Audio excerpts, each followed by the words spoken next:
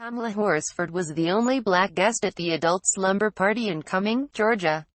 She knew the birthday woman because their sons played football together. By all accounts, she was the life of the party. But in the early morning hours she was found dead outside. After news that Horsford's death was ruled an accident, the story became the center of a viral social media controversy.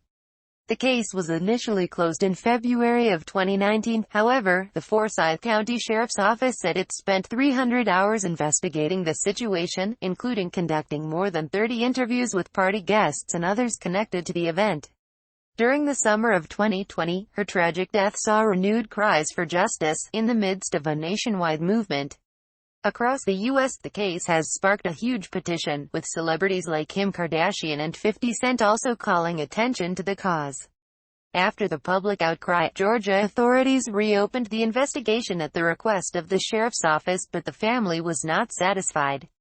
Elizabeth Potts, Tamla Horsford's mother, said, "We just want justice for the boys. I just want justice." Here's a short summary following up to the last moments she was alive. Tamla Horsford arrived at the party around 8:30 p.m. The 40-year-old black mother had made dinner for her 5 sons and husband, Leander, before heading out to celebrate the birthday of her friend Jean Myers.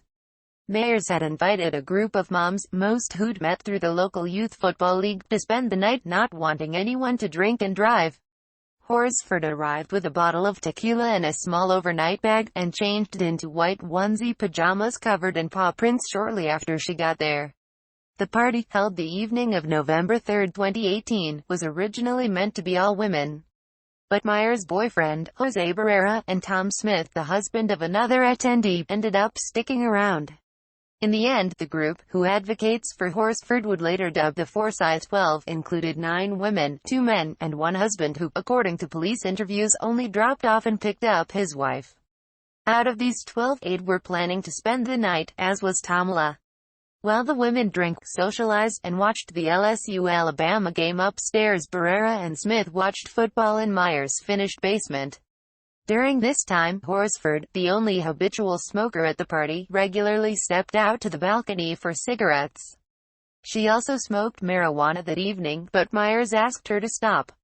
According to Myers' own statement, she had teased Horsford during the conversation, calling her the female Bob Marley, and reminding her that Barrera worked as a pre-trial officer and did not approve. Eventually, the men joined the party and the group played Cards Against Humanity. Photographs and videos captured during the game show Horsford smiling, happy. She had been drinking tequila, and would later be found to have a significant BAC, but according to photos, videos, and witness accounts, Horsford didn't appear particularly drunk that evening. Guests who weren't spending the night began to leave around 11:30 p.m., while those who were staying trickled off to bed over the next couple of hours.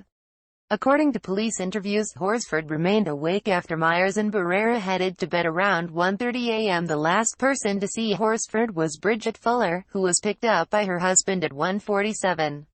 In her statement, Fuller says that Horsford was eating a bowl of gumbo, and had said she planned to smoke a cigarette and head to bed.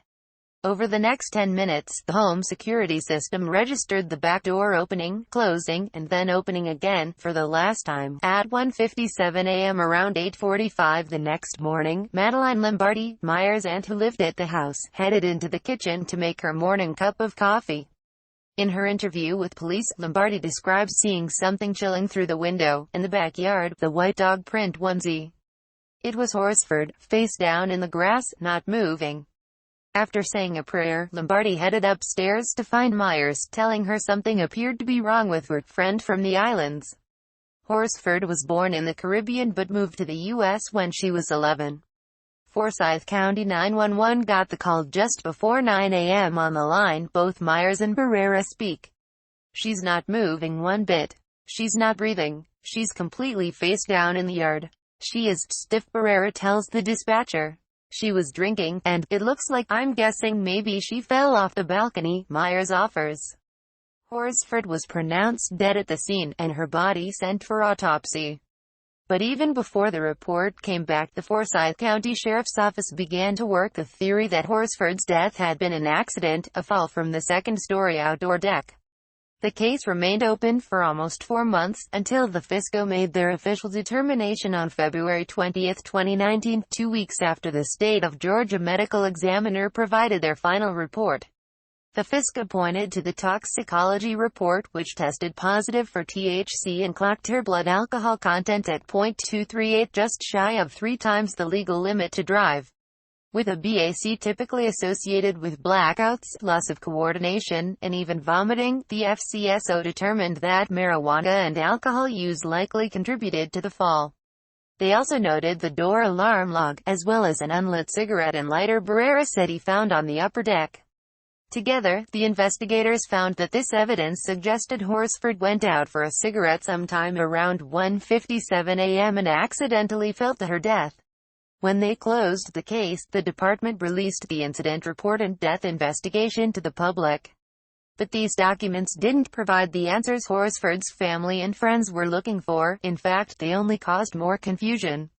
How did a woman with that high of a BAC appear in control of her facilities, according to interviews as well as videos taken that night, yet manage to fall over a nearly 4-foot railing and into the backyard? How could a house full of people, some asleep for less than a half hour, not hear Horsford fall to her death right outside their windows? Could a 15 to 20-foot fall cause not only death but a dislocated wrist, broken neck, and laceration to her heart muscle? Why wasn't the scene preserved, evidence tested, or potential witnesses interviewed immediately? What really happened when the back door opened just before 2 a.m., and why was it left open until the next morning? And would the investigation have gone differently if Horsford wasn't the only black person at the party? Horsford was born in St. Vincent and the Grenadines in 1978, where she lived until her family moved to the Bronx in 1989.